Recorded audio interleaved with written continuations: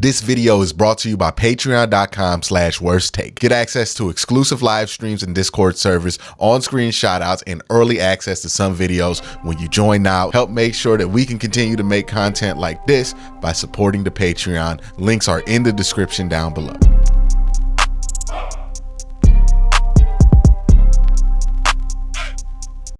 Hey, what's up, and welcome to Hot Takes, where I take your comments throughout the week and respond to them here in video format. A ton of comments this week based off of some of the news that broke. The Browns hired a new offensive coordinator. I went to the Senior Bowl. All kind of stuff happened this week, so let's take a peek, shall we? These comments are going to be from the Browns hired a new offensive coordinator, Ken Dorsey video. My guy King Cobb says, Deep Podesta, Barry, and Stefanski are smarter than I am. I have no ability to judge the offensive coordinator hire unless they are blatantly terrible. I would say don't confuse blind faith with giving the benefit of the doubt. I do agree that Kevin and Andrew and Deep Podesta have been good at their job, so they do deserve the benefit of the doubt. That does not mean the absence of any scrutiny. That does not mean that we don't have the ability to judge the offensive coordinator hire. It just means that, hey, if I'm 50-50 on this, I'm going to give it the benefit of the doubt and, trust that they know what they're doing. Or if I'm not in favor of this move, I'll give it the benefit of the doubt and wait and see how it goes down, right? Like, you can feel initially how you feel. I think people have the ability to make whatever judgments that they want to make. It's just about how far you're willing to go with them, is what the benefit of the doubt, I think, should be given. Is there, right? Like, it shouldn't be we're gonna go all the way with this, or it doesn't matter if this doesn't make sense. Andrew did it, so it sounds great. Like, there should be some benefit of the doubt there, of course, but that doesn't mean you just like turn off your brain and just let everybody else do it. And I don't think that's what you were suggesting, King Cobb. I think it was just, I've seen this sentiment out there too in response to heavy criticism over everything that Stefanski and Barry does. And while I think that the criticism is a bit much that they're going through right now, I also think that, you're allowed to question them. And while I think they should get the benefit of the doubt, that doesn't mean that we should just assume that everything they do is going to work out. That, like, there's a balance there that needs to be had. And I fear we're losing it. My guy Aim says Buffalo was a top 8 offense in multiple categories in Dorsey's first season as offensive coordinator. The Bills were 2nd in total yards, 7th in rushing yards, 6th in passing yards, and 4th in scoring, while being the most efficient third down offense in the league. Yeah, I think there is some evidence that Ken Dorsey has done some good stuff as an offensive coordinator. He had Josh Allen, and that was part of what helped him do his thing. But good offensive coordinators have good quarterbacks all the time. And the Browns hope that they have a good quarterback. So, it doesn't really change anything. But yeah, I think there is some stuff that Ken Dorsey has done that is positive. That's why I'm just neutral on this hire, to be honest. Like, I don't know how far to take it. I don't think this is going to be the thing that's instantly going to change everything for the Cleveland Browns. I'm more in a wait and see mindset because I want to know what Ken Dorsey's going to be bringing to the table, what he's going to be allowed to bring to the table, what Kevin's still bringing to the table. I want to know how all of those things are going to be put together before I make a definitive judgment on all of it. And that's why I'm just kind of wait and see right now with this hire. I got no problem with it initially. I did, like, this wasn't one of the guys I had on a list where I was like, the Browns, like, really, it would concern me if they hired him. He wasn't on the list of guys where I would got excited about. He was just kind of on a neutral list for me. So we'll see what happens. Retro Gaming says, I'm nervous to see if he'll fit this scheme we're trying to switch to, but I'll fully credit him for developing Josh Allen. And I think he probably would have busted if not for Ken Dorsey. I think that's giving Ken a little bit too much credit, to be honest with you. If we find the best scheme for Watson and it gels with it, I think he'll do what the offense and Jim Schwartz did to the defense. Whenever we talk about like coordinator changes or coaches, we tend to do this thing where we act like players don't have agency over their own career on some level. And I think it ends up with us giving too much credit, positive or negative, to the coordinators. Did Ken Dorsey help Josh Allen get to where he is? Probably. Would Josh Allen have still been Josh Allen if he didn't have Ken Dorsey? Probably, right? Like, I think a lot of Josh Allen improving was Josh Allen making the decision that he wanted to get better and then being able to follow up on that and having the talent to live up to that. I think the player has a lot to do with why Josh Allen improved, not necessarily the coaches he's been around, because we did this with Brian Daboll, right? Where we gave Brian Daboll all the credit for Josh Allen's improvement.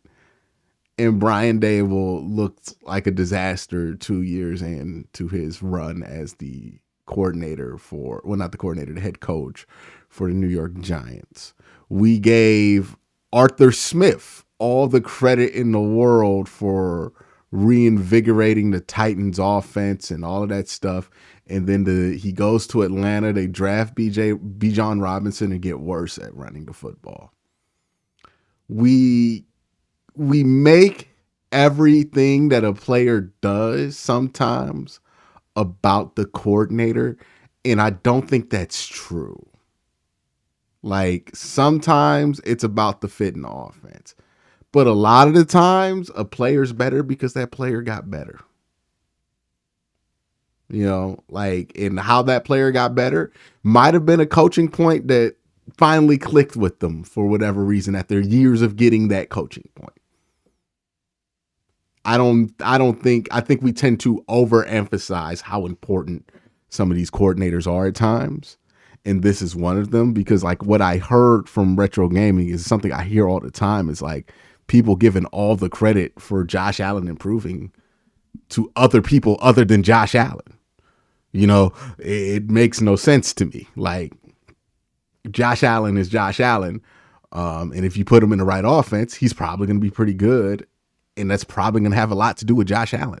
I think we want to be able to replicate Josh Allen, acknowledging that Josh Allen's the reason he got better makes it difficult for us to think that you could replicate that. But, Josh Allen is probably the reason he got better. I want to give Ken Dorsey all the credit for Josh Allen. Where I will give Ken Dorsey credit, though, is for knowing how to work with the quarterback like Josh Allen, right? And like Cam Newton, for knowing how to give them things to aid in their success. I'm not going to give him credit for creating the success of those players, but he was certainly able to help them get even better and build towards their strengths. So that's where you have to give Ken Dorsey credit. I think sometimes we don't make those two things distinct at all times. And I think that hurts how we talk about it. Peter says, have to wait and see. Not a big on the hire. I feel like this gives Stefanski more control. I think he uses them as pieces to develop the type of players he wants in his offense, but he wants the players to be more comfortable with previous players helping them along. Jump aboard the Stefanski train. If anything, I think this gives Stefanski less control over the offense than more. You're switching from somebody who, the West Coast style offensive coordinator who is kind of your echo and your shadow in that locker room, to somebody who's new. So I don't see how this gives Stefanski more control. I don't understand that one. All right, let's move on to the next one. Master, who says, I'm so pissed on this hire. There were way better OC candidates. Instead, we take a proven failure. This is where I just take issue with the entire concept of what this man is saying. It didn't work out for one reason or the other in Buffalo. One, we got to acknowledge none of us know why Ken Dorsey was fired. It could have been for reasons that were justifiable. It could have been for reasons that really weren't. You know, people get fired for all kind of reasons, and not all of those reasons are reflective of their work. And honestly, most of the time somebody gets fired, it ain't got nothing to do with how they did their job in the NFL and in life, right? A lot of times people get fired for other shit, not necessarily how they did the job. So I'm not about to sit here and act like I know why Ken Dorsey got fired, because we don't. We don't know why Ken Dorsey got fired. And that could mean for positive or negative things. So if you're saying that Ken Dorsey was exclusively a patsy and he got fired because Josh Allen was turning the ball over, you don't know that. And it works in reverse. If you're saying that he got fired because he stinks at his job and all this stuff, you don't know that, right? We don't know why Ken Dorsey got fired. So making assumptions, often an assumption of why you think this person got fired, I think is not a great way to go about it. Were there better offensive coordinator candidates? See, this is where I say don't fall in love with the names. Just find some traits you like, because those traits can be in a bunch of different people.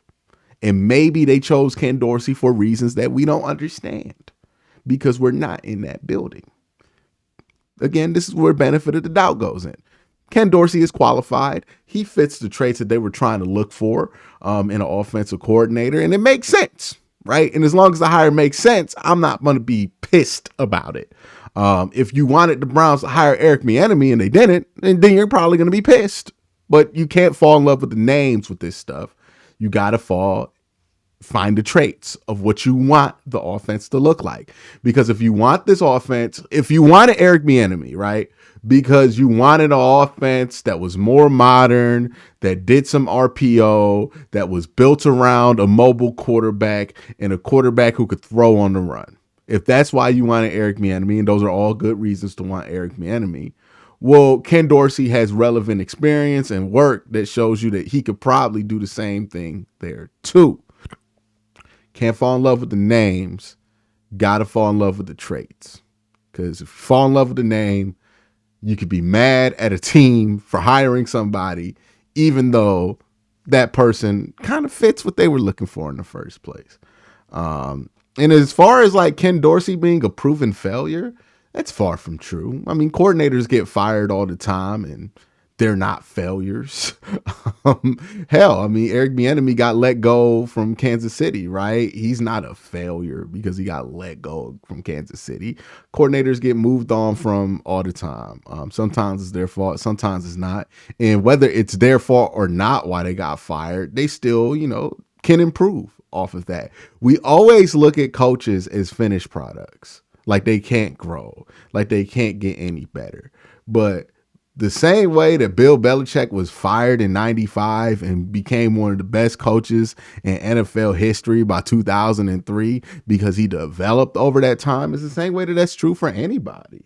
So yeah, I take issue with this mindset that, just because that didn't work out in this one place for this offensive coordinator, that they're a proven failure. You could have said Todd Monken was a proven failure, but now he's the offensive coordinator, the quarterback who's about to win the MVP for the second time. You could do this with a bunch of different people. You could call them a failure because they failed somewhere, but that failure is another opportunity to learn. And I'm not going to write somebody off because it didn't work out for them perfectly somewhere else. I think that's silly. The next comment is from Bard Boy Dave. Says, did he just get fired for not getting the job done? Again, goes back to what I said earlier. We don't know why he got fired. So if he got fired for not getting the job done, if he got fired for other reasons, if he got fired for whatever, I don't know. I don't care. Who he was in Buffalo is going to be different from who he has to be in Cleveland. And it's about how he approaches this job, and I'm going to evaluate him based on how he does the job in Cleveland. The next comments come from the Browns need to bet on these guys. I think Deshaun was dropping hints on his podcast, and he was talking about how he was his rookie year, and they started opening it in shotgun. He was leading the league in touchdowns. Yeah, I think he was making a point about, and look, I'm going to do a video about all the stuff that Deshaun's been saying recently on this podcast pretty soon here. I've been gathering up some clips as the days have gone by. But yeah, I think he's basically making a point of you got to do what these quarterbacks are comfortable doing out of college. Like if they played well in college, you got to do the things that they've done well. And I don't think that's a bad point to make. Like, I don't understand why so many people, and I'm not saying anybody in the Browns organization is doing this, but so many people seem dead set on like, oh, this quarterback has to play this way. And that's such an old school mindset to me. And it's like, just let that quarterback be who that quarterback can be. Like you see CJ Stroud, he's doing a lot of what he used to do at Ohio State. The game of college football in the NFL is not so much different that you can't run the same concepts. So yeah, I think he's just making a point about, hey man, you just want to do what's comfortable, because he went into what Tom Savage was a starting quarterback Deshaun's rookie year. Deshaun played the second half of a game where Tom Savage started, and he had to run Tom Savage plays, and that didn't really work great for him. And then very much the next week, they brought in all the Clemson stuff that he used to do and was comfortable doing. I think he's making a point about, you got to let the quarterback do what's comfortable, and I think it's kind of interesting that those comments come out right as the Browns hire a new offensive coordinator. I think there was a little bit of friction. Like, I'm going to be honest with you. I think there was some friction between some people in the building and others in the building about whether they should commit Deshaun to running the offense that they know, the West Coast offense, or whether you should commit the team to running an offense that that Deshaun's comfortable with. Because you hear Stump Mitchell say stuff like, we wanted him to play like Joe Flacco. And to me, that's like, okay, there was a problem. You needed to get rid of some of these guys. If like that was a constant voice in your coaching meetings, that he needs to play like Joe Flacco, because that's just such a old school, out of touch mindset there, like forcing him to do that. You get Deshaun Watson because he's Deshaun Watson, and you should probably do stuff that Deshaun's comfortable with. And I think that's a fair point for him to make. Jay Jar says, I genuinely think if Deshaun stays healthy, he'll be good. There was enough this season to convince me of that. Yes, but I don't think, because like I also think his biggest thing this year isn't going to be adjusting to the offense or playing good. I think he's capable of playing good football. And the fact that the Browns are changing the offense, I think he'll play good. Like I think that was one of the biggest issues. They weren't really comfortable doing the stuff that he's comfortable with. To me, it's obvious he's physically and mentally still a good quarterback. It's just the Browns have not managed that the best with him. But he also hasn't managed things well himself. And one of those things he hasn't managed is keeping his body safe. And that question of if he stays healthy is a huge one. Because if he doesn't stay healthy this year, then I think people are going to give up on the ideal of him staying healthy ever, period, again. So that's still a huge question mark. It's a massive question mark for him. Do I think there was enough of the season to convince me that he'll be good? No, not necessarily. I'm more relying on his body of work and matching those things up with things that I saw this year throughout the 6-game sample or whatever it was. But I also think that question of if he can stay healthy, I mean, that's massive right now. Like, you can't say that it's not a question for him or that his legacy's now on the line, because it is. It absolutely is. Frank says, I agree with most of your takes of players on the bubble. I disagree with Newsom. He played good and he's a keeper if we can win. I think more with all the type of things that you can expect him at number 2 is at best a major disappointment. Atkins was another one that Dave was supposed to light up the league. And Dave was supposed to light it up. Nothing. I mean, Atkins was underutilized for sure. Deshaun showed heart in the Ravens game. I think we got a case of what it means for Cleveland Brown. Maintain the intensity and defeat our most heated rival. Yeah, but still, Deshaun has a lot of shit to prove. Like, I don't get this take out here. Like, I understand if you're a believer in Deshaun Watson and all that. I'm not mad at you for believing in him. But I mean, even if you believe in him, you have to admit that he has a lot to prove at this point. Like, I think that's silly to act like he doesn't have a lot to prove. He has a ton to prove. Elijah Moore to me wasn't a disappointment. I walked into the season and I thought he'd get somewhere between 600 to 800 yards receiving. He got somewhere between 600 to 800 yards receiving. That's kind of what you expected out of him, especially once you had 4 different quarterbacks go down throughout the course of the season. I think it's kind of unfair to expect Elijah Moore to still put up 1,000 yards given those circumstances, and not to mention that he's a deep threat and your offensive line got hurt for most of the season. Like I think your criticism on Elijah Moore is kind of unfair, to be honest. And it's not taking into account all the circumstances around him, because it just didn't go out in his favor, and he still produced within expectation, or at least within what I thought he would do this year. So I can't sit here and call him a major disappointment. That would be very disingenuous by me, given that I've posted my expectations for him and he was within them. And disagree with Newsome. He's a good player. Newsome is a good player, but the reason he's on the bubble a little bit is his situation, like his contract situation. He's going to be a 5th-year option guy. If he doesn't get the 5th-year option, then he's going to be on the last year of his deal this year. If he does get the 5th-year option, then the Browns are going to be paying $18 million for him at the slot corner position. So, I mean, sometimes a player's on the bubble because they're not playing well. Sometimes a player's on the bubble because, one, the perception of them is not the best, and their contract situation's at a curious spot, which is what it is for Greg Newsome. So, I stand on what I said. The Browns' big name free agents the Browns should want. My guy Kevin says, I thought we were getting big names the last 2 years. That's all we do is talk. We will go nowhere with Barry at the helm. The players we get are yard sale rejects. Wow, let's unpack that. Yard sale rejects. So we're calling Amari Cooper a yard sale reject. We're calling Zadarius Smith a yard sale reject. We're calling Dalvin Tomlinson a yard sale reject. I don't know, man. I think we got 2 different definitions of yard sale rejects. I mean, hell, the guy we've been talking about all damn off season, all damn season, he's a very big name. I mean, if you don't think the Browns have brought in big names, I mean, what the hell is the Deshaun Watson trade?